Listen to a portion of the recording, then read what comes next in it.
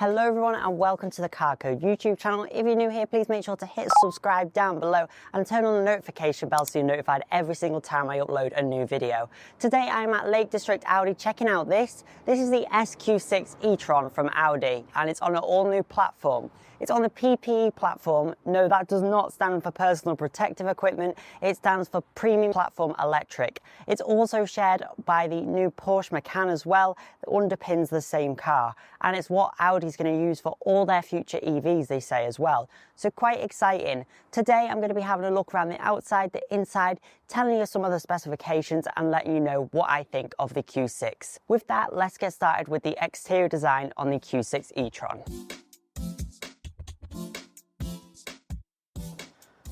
So these are your LED daytime running lights here, and then your main headlight is down here. Each one of these has 61 pixels in it, and you can customize the signature on top. A little bit like you could with the Q4, but even more advanced. And they're the first active signatures, if you like, that can change whilst you're driving, which is pretty clever technology. These are your main beam headlights. You can see this one's got like the black apron around the front of the vehicle. This is because it is the Q6. It is also the same on the Edition 1, which is the top of the range on the non-performance Q6s as well.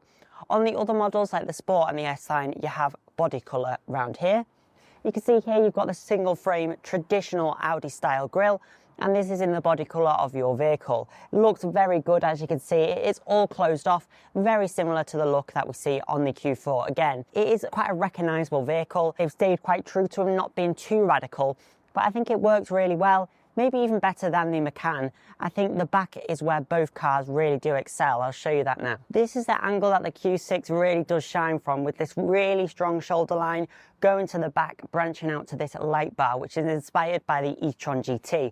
Although it's not as wide and dramatic, it's definitely got a hint of inspiration from that vehicle. To the side of the Q6, it's quite a long car, so it sits pretty much bang in between the Q4 and the Q8. You've got the classic e-tron embossed into the side of the car, which looks great. This is all gloss black on all models. Paint options, they've kept it quite simple. This is the magnet grey solid standard paintwork. Not a huge fan of that. You can get metallic colours, including the Ascari blue, plasma blue as well, which looks great. That works well on my dad's Q8 e-tron, but even better on this car. I think the Madeira brown would have looked really nice, or even the floret silver as well that we see on the Q3, for example, and the A3. That would have worked really well. I'm looking forward to seeing the Sportback version of this car with the more coupe SUV design. I think it works very well from the teaser images that we've seen. You can see you've got the active taillight signatures as well, which change. So you've got quite a few different designs that you can choose between, and it was flashing before, changing different designs. You can have an active one as well. It kind of twinkles, which apparently is not meant to be distracting. I disagree. I think it would be. This one reminds me of a Touareg, and it's very Volkswagen Touareg, this one, but you can change it to a multitude of different designs, which is really cool. Audi have always been known for their LED lighting technology. They're actually the first production car was the Audi R8 with LED headlights, and this light bar is lovely. It's like they've put a light bar on intentionally. I like the fact that it's red as well rather than a clear tail light bar on this vehicle.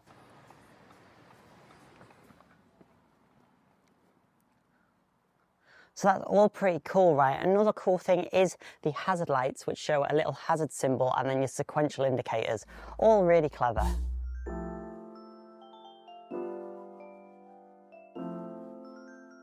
You do also have the charge ports on both sides of the car, which is very clever, and it can go in at speeds of up to 270 kilowatts rapid charging, which is very fast. That means 10 to 80% in 21 minutes on some models.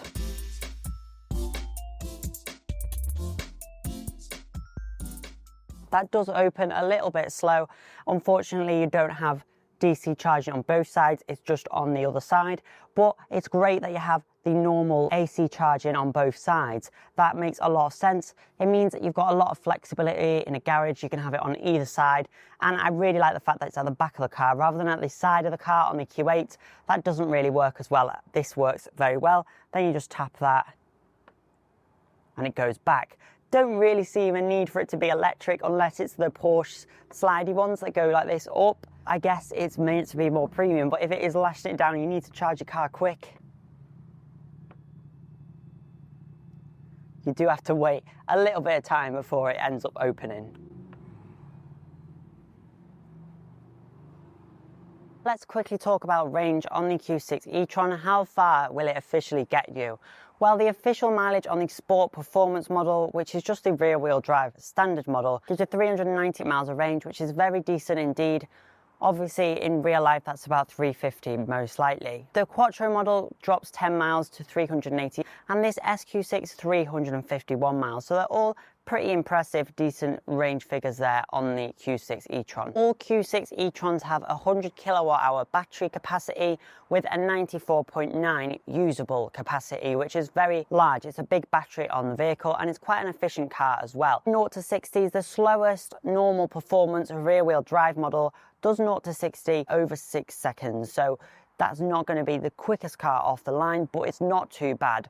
If you want the Quattro model, it does it in 5.9 seconds, and this SQ6 does it in 4.3 seconds, 0 to 62. So it's a very nippy vehicle, I've been told, and it should be fast enough for everyone. Also, there's lots of talk about 0 to 62 times on electric cars, but they always have that smooth performance and quick enough acceleration for everyone pretty much. So I think even the base sport rear-wheel drive model should be enough for everyone's need for speed.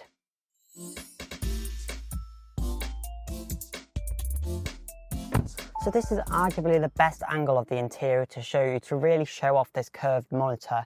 And it really is curved. It doesn't really show up on video or on photos, but in person, how do we turn the climate down? There we go. In person, it is a very curved screen, but it's nice. It's not too high up, so it's not too imposing. You've got the augmented reality heads-up display. The extra pack is now standard on all Quattro models till 2025. So as long as you get an all-wheel drive model, you get a pack that's worth £3,000 plus, which is excellent. Definitely a good thing to have on the vehicle. Just adding to it overall. You can see this has got the hexagonal steering wheel. I really like this. Not all models do. The Sport model has got a fully round wheel, which doesn't look quite right. It's definitely better with the flat bottom. It's very like the Q4 e-tron. You've got these touch capacitive buttons, but they actually do click. They're not really touch capacitive. They're proper buttons, but they've just got the flat piano black look, which I don't have a problem with.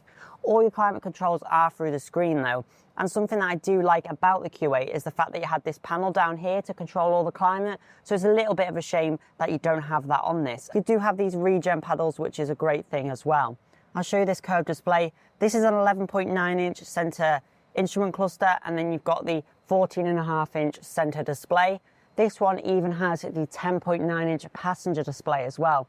That's standard on Edition 1 models and the SQ6 as well. This has also got the panoramic roof, which is a £1,500 option. You can tell it can get expensive quite quickly, especially when it starts at over £64,000 for the rear-wheel drive sport model. Now then, as this is the SQ6, you do get the passenger display, which is pretty cool.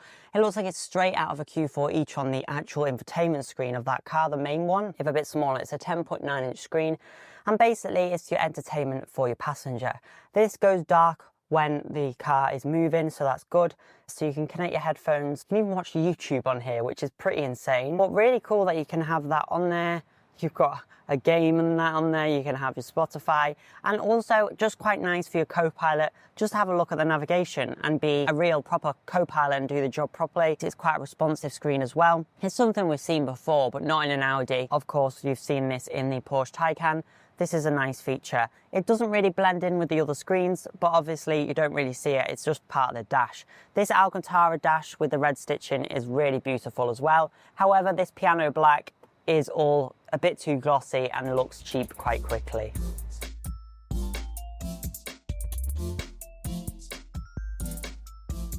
Let's take a look at the boot now on the Q6 e-tron. You've got a nice load cover, as you can see. This is a nice boot mat in this one. You get 526 litres of space. It isn't massive, it's not class leading, but it is better than the BMW iX and also the Mercedes EQC SUV, so that's very good. The Q4 e-tron gives you 520 litres of boot space, so it's not a lot bigger than that car, but plenty big enough for most people. I don't find it an issue for this size of SUV. It's the sort of space that you would expect for a mid-sized car. So I think it's great for families, works well for most people. Of course, all cars will come with tyre inflation kit rather than spare wheel, and that's normal what we're seeing on most brands. You've got some levers to fold the seats down at the back, and yeah, looks good. You do also have the ride height here, so you can lower down the back of the car. Same as on the Q8 e-tron with the air suspension. That's a very handy feature if you're putting big heavy items in, or if you've got an old dog that needs to jump in the back. Just an added luxury on the vehicle.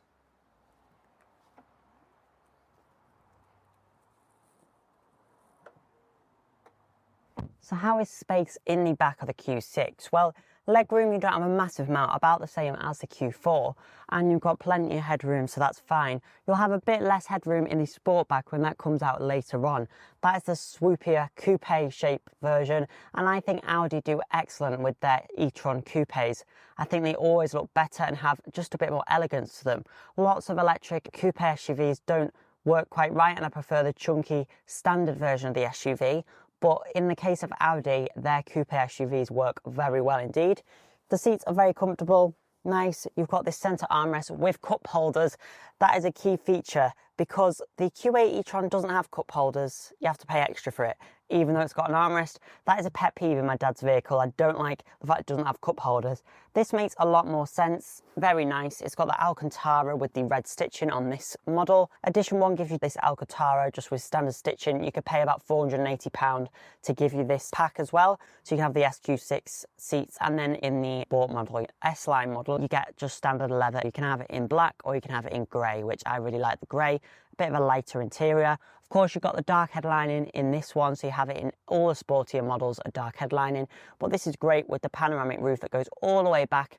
Just looks excellent, really brightens the cabin up. It feels nice and modern in here as well. This has even got heated rear seats on this one, which again is a great feature. And just little nice touches like the seatbelt with the red edges on, just adds to the premium feel of it. This has also got a Bang & Olufsen sound system, which is meant to be incredible. So that's a great thing on the Q6 e-tron, that you have these different bits and bobs. Now make it feel really premium. The Alcantara in the door cards as well is a really nice touch.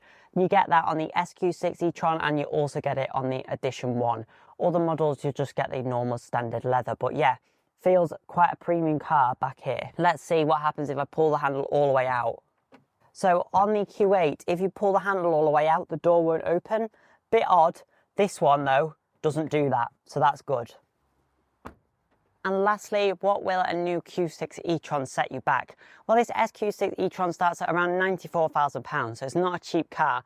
The standard rear-wheel drive sport performance starts at just over £64,000, with the Quattro models starting at just over £68,000. However, you get £3,000 worth of optional extras for free on the Quattro model, so I think most people should be going for that one. It gives you 10 miles less range, but gives you more power and more performance and just a better overall package. It is rear-wheel drive bias still, but I think the Quattro system is excellent. So yes, they do get expensive, but most people will be looking at this on monthlies, on business terms, rather than buying it privately in cash. So then, that was my quick first look on the Q6 e-tron, specifically the SQ6 e-tron. What do I think about it? Well, with experience of the Q4 and the Q8 e-tron, this does sit bang in between the two. It's got new technology inside, it feels premium as you'd expect from an Audi. There's a few things that it could improve on, and it's not the cheapest car, but as you know, only 20% of electric car drivers are private buyers. The rest is all through company car schemes, salary sacrifice, etc.